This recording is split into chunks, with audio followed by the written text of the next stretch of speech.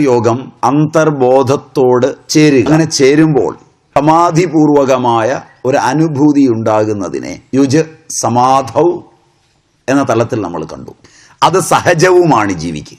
അതിൻ്റെ ബോധതലം സംജാതമാക്കാവുന്ന മാനസിക വ്യാപാരങ്ങൾ, ആ ബോധതലത്തെ സംജാതമാക്കുന്ന വാക്കുകൾ, ആ ബോധതലത്തെ സംജാതമാക്കുന്ന കർമ്മങ്ങൾ, സഹജമായ സമാധ്യവസ്ഥയെ, സഹജമായ ആനന്ദത്തെ എപ്രകാരം നമ്മുടെ മാനസിക വ്യാപാരങ്ങൾ വാസനയാകുന്ന കറ അല്ലെങ്കിൽ പാപം കളയുമ്പോൾ തെളിഞ്ഞ് ആ ബോധത്തെ കാണിക്കുന്നുവോ, വൃത്തികളാകുന്ന പശുക്കളുടെ ഇടയിൽ നിൽക്കുന്ന ഇടയനെ കാണിക്കുന്നുവോ, ഇരുവൃത്തികൾ തന്നിടയ്ക്ക് മുറ്ററിവിൻ മട്ടിലിരിക്ക കാരണം മറയോരിടയത്തമങ്ങയിൽ പരികൽപ്പിച്ചത് യുക്തിയുക്തമാം എന്ന് ഭഗവത് ദർശനത്തിൽ നിത്യാനന്ദ തീർത്ഥപാദർ പറയും.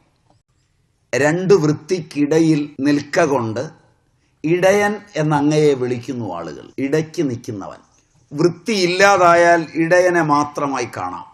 മനോവൃത്തികളുടെ വേഗത കൂടുമ്പോൾ, കർമ്മകലാപങ്ങളിലെ ആവേഗം കൂടുമ്പോൾ ഇടയനെ നാം മറന്നുപോകുന്നു. ഇടയനെ മറക്കുമ്പോൾ ഭൗതികമായി നാം വളരെ നേടിയെന്ന് വിചാരിക്കുകയും ചെയ്യുന്നു. ഭൗതികങ്ങളായ കാര്യങ്ങളിലേക്ക് ബാഹ്യമായി ഇന്ദ്രിയ വൃത്തികൾ പശുവിനെ തേടി പോകുന്നത് പോലെയോ പശുവിനെ പോലെ പോകുമ്പോൾ, പശു തിന്നുന്നതിനാണ് ചര് എന്ന പ്രയോഗം പറയുന്നത്. ഇന്ദ്രിയങ്ങൾ പശുവിനെ പോലെയാണ്. സർവാൻ അവിശേഷേണ പശ്യതി ഇതി പശു. വിശേഷബുദ്ധിയില്ലാതെ തിന്നും.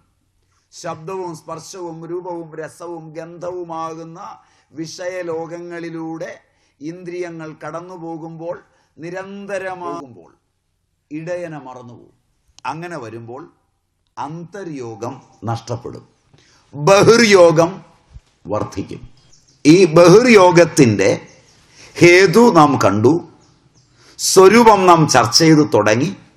സ്വരൂപത്തിലെ ഒരു പ്രത്യേക സ്ഥിതിവിശേഷത്തെ ചൂണ്ടിക്കാണിക്കുമ്പോൾ ബഹിരംഗ സാധനയായ കർമ്മകലാപങ്ങൾ അനിഷ്ടം, ഇഷ്ടം, മിശ്രം എന്ന് മൂന്ന്. അതുപോലെ തന്നെ മാനസികം, വാചികം, ശാരീരികം എന്ന് മൂന്ന്. അകർമ്മം, വികർമ്മം, കർമ്മം എന്ന് മൂന്ന്. ഇതിലെല്ലാം ഉപരി ഭൂത, ഭവ്യ, ഭവിഷ്യത്തുകളെ വർത്തമാനത്തിൽ അജ്ഞാനത്താൽ സന്നിവേശിപ്പിച്ച് കർമ്മത്തിൻ്റെ അനന്ത സ്വരൂപഭാവങ്ങൾ വേറെ.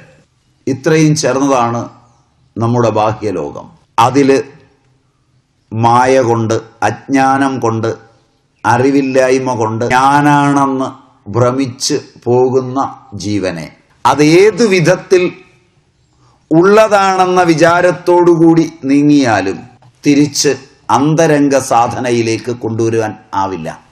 അതുകൊണ്ടാണ് മതങ്ങളിൽ ഇനി ആശ വെക്കണ്ട എന്ന് രാവിലെ പറഞ്ഞത്. അതുകൊണ്ടാണ് എണ്ണമറ്റ സാധനാലോകങ്ങളിൽ മാനസികവും വാചികവും കായികവുമായ കർമ്മരംഗത്തിന്റെ ശുദ്ധി വരുത്താതെ പ്രവേശിക്കേണ്ട എന്ന് രാവിലെ പറഞ്ഞത്. ആർക്കും ഏത് നിമിഷവും എപ്പോഴും കയറി ചെല്ലാവുന്ന ഒരു ലോകമല്ല ഇപ്പോൾ പറഞ്ഞ ഈ സാധനയുടെ ലോകം. ക്ലിഷ്ടം തന്നെയാണ്. പറയാൻ എളുപ്പമാണ്. ആത്മാ അനുഭവം എല്ലാവർക്കും ഒരുപോലെ അവകാശപ്പെട്ടതാണെന്നും അത് ക്ഷിപ്രസാധ്യമാണെന്നും അത് വിരൽത്തുമ്പിൽ ഇരിപ്പുണ്ടെന്നും അത് നിങ്ങളെ ഞാനൊന്ന് തൊട്ടാൽ മതി അങ്ങോട്ട് സന്നിവേശിക്കുമെന്നും അത് കഴിഞ്ഞാൽ ഉടനെ നിങ്ങൾക്ക് രോമാഞ്ചം, രോമമില്ലെങ്കിലും ഉണ്ടാകുമെന്നും ഒക്കെ പറയാൻ എളുപ്പമാണ്.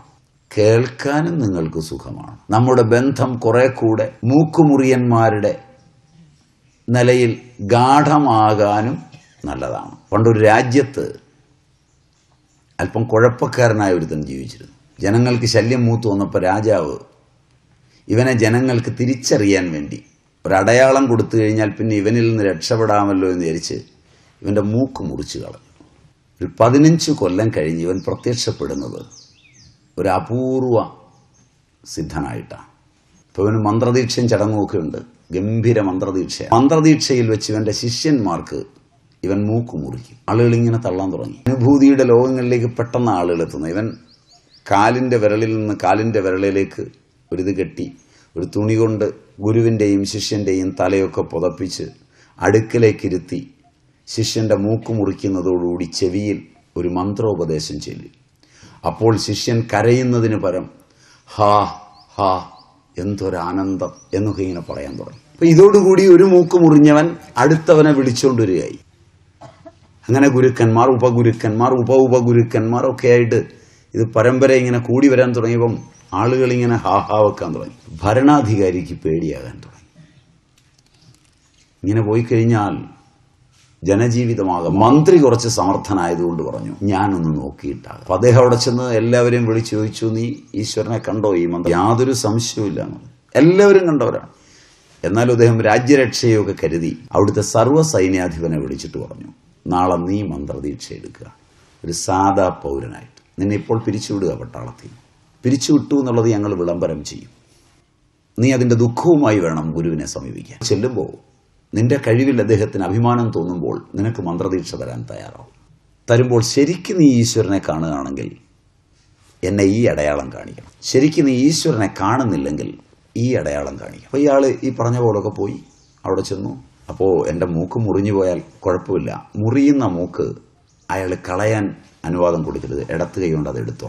ഒരു പ്ലാസ്റ്റിക് സർജനെ ഞാൻ ചട്ടം കെട്ടിയിട്ടുണ്ട്, നിന്റെ മൂക്കുടനെ ഞാൻ വെച്ച് പിടിപ്പിക്കുന്നതാണ്. മന്ത്രി വളരെ വിരുദ്ധനാണ്. ഇയാൾ അവിടെ ചെന്നു, വലിയ സന്തോഷമായി.